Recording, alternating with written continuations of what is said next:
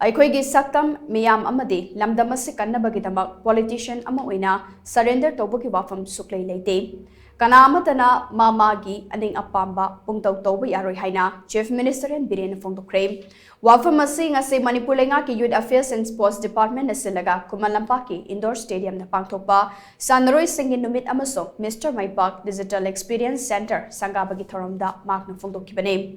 Yas Minister Govindas Konthauzam yauna pangthokiba Thoromaduda Chief Minister and BIREN hai Hauzik thokliba irang asi miyamna karisu mipainingai leite irang asi loisinaba laingakna political gi oiba solution ama puraknaba dialogue tobagi process hore Sanaroi Lomi Amade, Tongan ba sector da Tabak Tauriba Miyamna, Ma-MAGI Thaudang Damak Leptan Pangthopium.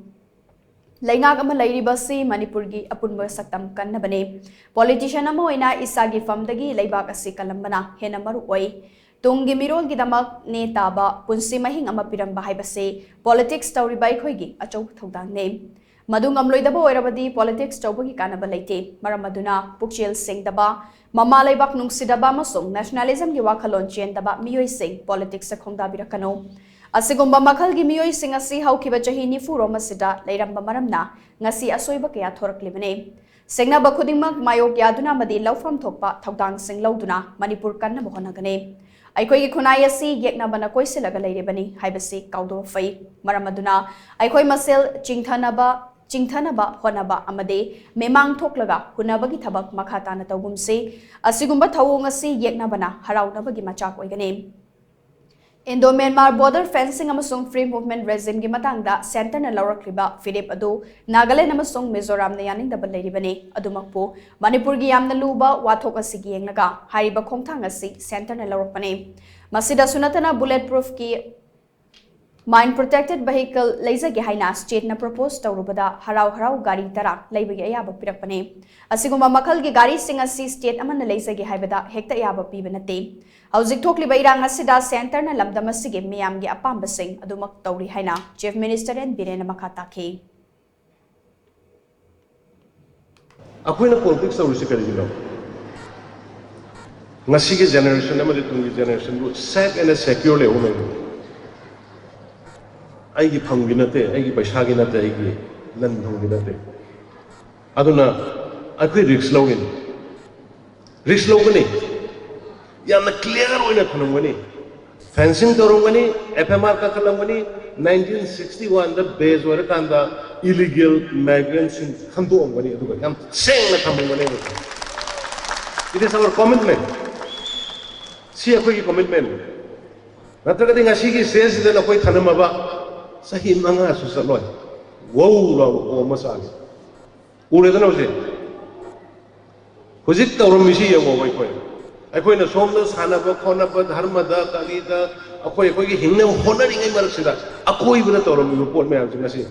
Manipuri praja fil tawramani da uramani da. Aduna politics to wai koi na ai bani. Politics to wai koi di politics to se. Aduga Nabuksen Siangraba, Sincere Wadraba, the nationalism, the electric Polepakano. Thoromaduda Chief Minister and BIREN makatan hai.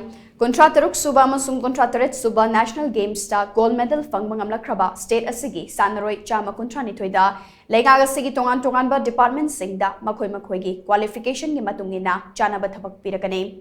Aduga China na pangthokiba Hangzhou Asian Games listing ani Kolumdoida Wushu Masanada silver medal fangmangamla krabi Naurem Rossi Binadana Manipur Police DSP Oina thabak haplagane ngasi sangariba Mr. Maipak Digital Experience Center ase Samsung company ga kusam naraga paikhatpa India gi ahanba center amane masida lamdam asigi saknairaba sanaroi singi profile Manipur gi yalhau masana sing amade polo gi maramda MEEYAM na khangningba information khudingmak mayek sengna khangmangamlagane Masida sunatana tongan mamasana singe practice tawbagi matang amasong ahenba lausing tansin bada hena khudong chawa piwangam lagane loinana sanaroi singi damak lenga gasina kari karamba scheme paikhalibage haibagi matang daso center dagi akupa marol khangnaba khudingmak khangmangam gani haina Chief Minister and BIREN makatana phongdokhi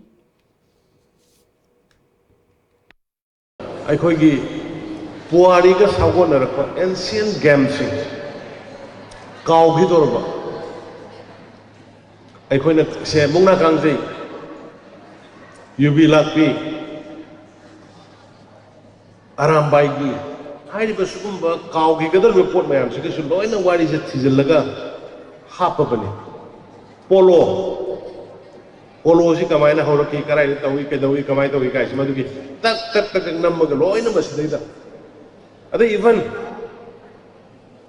ꯐꯨꯠꯕꯣꯜꯒꯤ ꯂꯩꯅꯕꯁꯦ ꯐꯤꯜꯗꯨ ꯌꯦꯛꯑꯅꯤ ꯑꯁꯤꯗ ꯑꯗꯨꯝ feel ꯌꯦꯛꯑ ꯌꯥꯎꯔꯕꯅꯤ ꯃꯗꯩꯗ ꯄ꯭ꯂꯦꯌꯔꯁꯤ ꯁꯨꯃꯥꯏꯅ attack ꯇꯧꯕ ꯀꯥꯟꯗ ꯁꯨꯃꯥꯏꯅ ꯇꯧꯒꯅꯤ counter attack ꯂꯥꯛꯄ ꯀꯥꯟꯗ ꯅꯪ ꯅꯝꯕꯔ ꯅꯪꯅ ꯁꯤ ꯂꯩꯒꯗꯕꯅꯤ ꯁꯤ ꯂꯩꯒꯗꯕꯅꯤ ꯀꯥꯏꯁꯤ ꯇꯛ ꯇꯛ ꯇꯛ ꯇꯛ ꯇꯥꯕ ꯌꯥꯕ ꯏꯚꯟ ꯍꯣꯀꯤꯒꯤ ꯑꯗꯨꯒꯨꯝꯕ ꯃꯈꯜꯒꯤ ꯌꯥꯝꯅ ꯁꯣꯐꯤꯁꯇꯤꯀꯦꯇꯦꯗ ꯑꯣꯏꯕ ꯑꯗꯨꯒꯤ ꯄꯣꯠꯁꯛꯇꯨꯅꯤ ꯉꯁꯤ ꯑꯩꯈꯣꯏꯅ ꯁꯪꯒꯥꯔꯤꯁꯤ